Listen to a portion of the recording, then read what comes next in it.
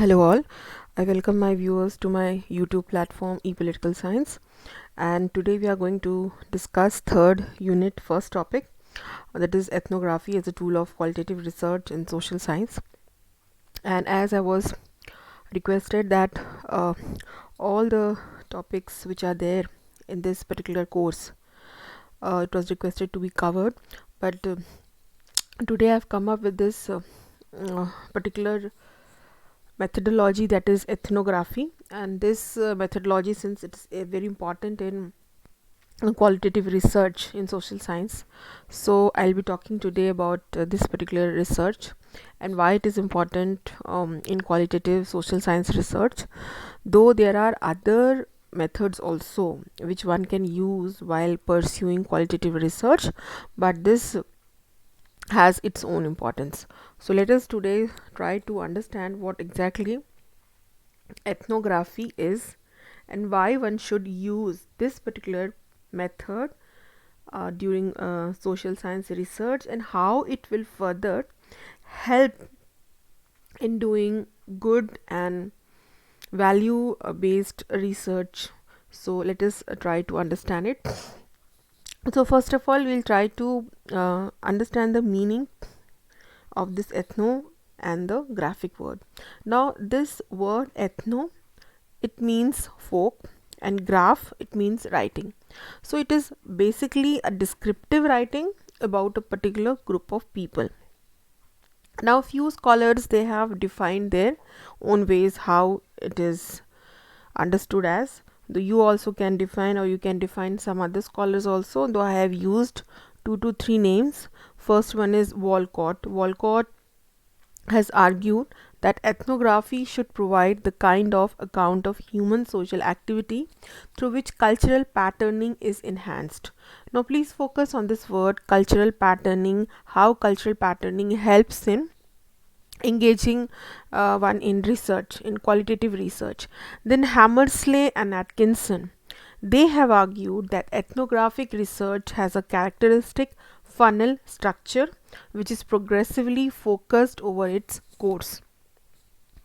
Then once we understand the meaning and the idea behind ethnographic research, we should try to also figure out how we can go about this research, how we can conduct this research, what are the ways through which we can use it.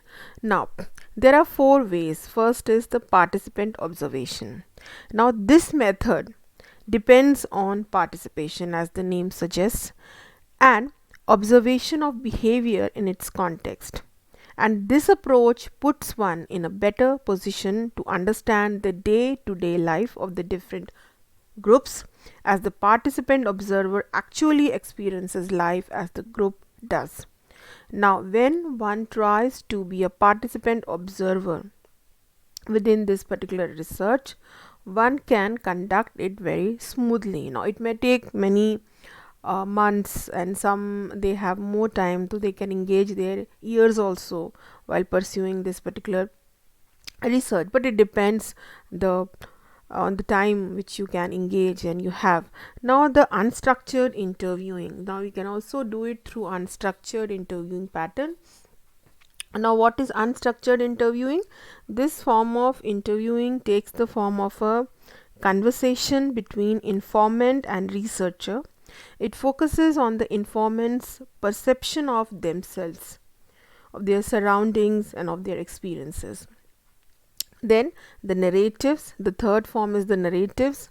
Now this form of interaction, it can be through grassroots lived experiences from their day-to-day activities, which helps the researcher to understand better their problems and their concerns, their issues related to any public policy implementation or their life or anything, whatever they want to discuss. Then now the field work.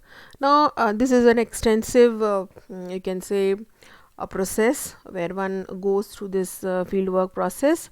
So ethnographic field work expects the researcher to engage in the field and involved in the local context, so that the community accepts the researcher as a member of the group.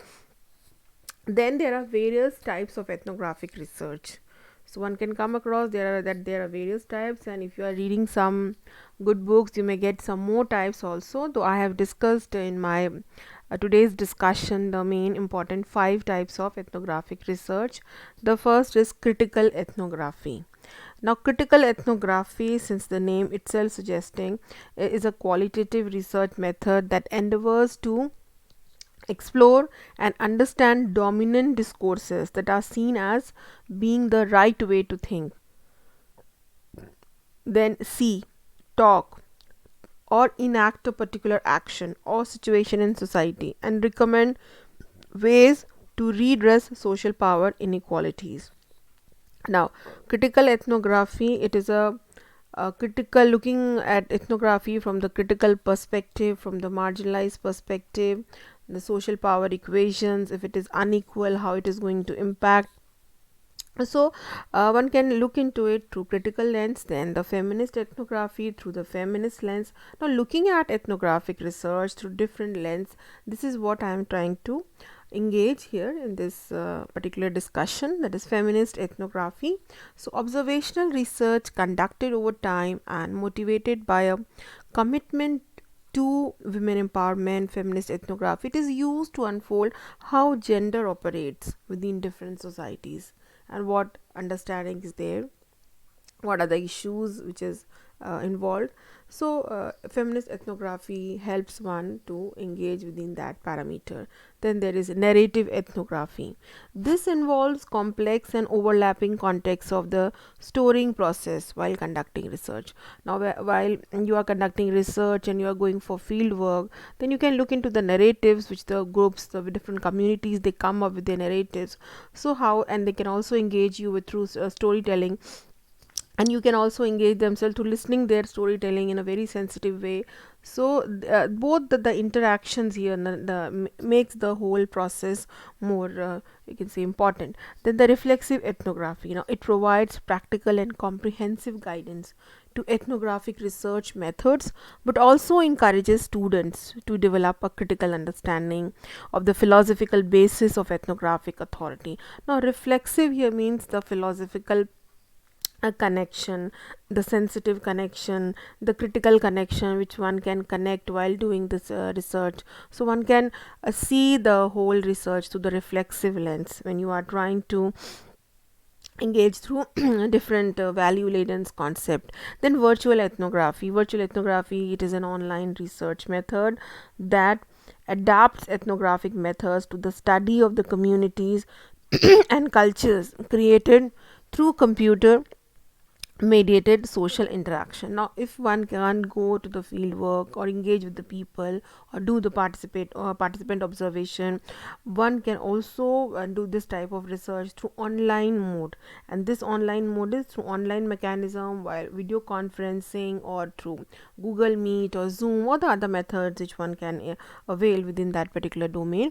So one can also interact with these groups or communities, though obviously the face-to-face interaction, the participant observation, the grassroots observation, the narrative ethnography, engaging the people in the grassroots level, and the offline interactions, they are more substantive, and they really satisfy the respondent also, and the person who is taking the interview, and it is also going to relate it properly. So though if one doesn't have time, one can also go for virtual ethnography. Now what are the merits of ethnographic research? Why do we do this research, or how does it help?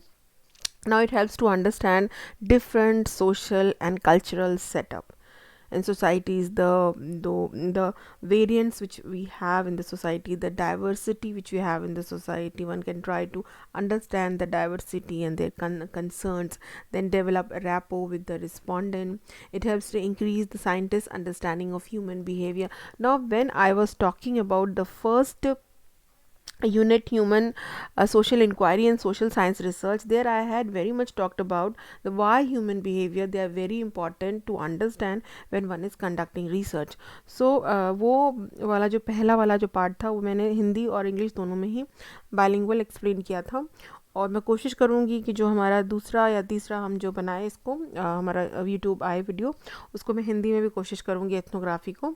हालांकि ethnography को हम नहीं चाहती है जो संदर्भ है उससे जोड़ते हैं, तो यहाँ मैंने कोशिश की है इसको बेसिकली इंग्लिश में करने के लिए, लेकिन नेक्स्ट बार मैं इसकी जो भी ट्रांसलेशन होंगे अगर रिक्वायर्ड होगा तो मैं उसको भी आई do that. So the next point is unfolding new dynamics and experiences in research. So there are many dynamics in research, so this is one of the dynamics, so it tries to do that. Now ethnography is highly useful to all the businesses, including small startups, large corporations, since it helps them learn more about their target market. So it is not about that only when you are going for social science research you are going to adapt or use this method. One can also use this method while understanding the behavior, the idea which is going through within an individual, within the group, for their target market also. So the ethnography is highly useful in other businesses as well. Now if we look into the challenges, now जो चुनौतियाँ आती हैं इसमें while conducting ethnographic research, now it is a cumbersome and time taking process. क्योंकि ये मैंने पहले भी बात किया है कि जो रिसर्च होता है उसमें एक समय लगता है, एक निश्चित सीमा लगता है, समय सीमा लगती है। और ये जो एथनोग्राफिक रिसर्च होता है, क्वालिटेटिव रिसर्च है, ये गुणात्मक शोध प्रणाली है, और जो अनुसंधान करता है उसको बहुत समय चाहिए होता है कि इस रिसर्च को करने के लिए, समझने के लिए, लोगों से बातचीत करने के लिए, उनके साथ रैपो बनाने के लिए।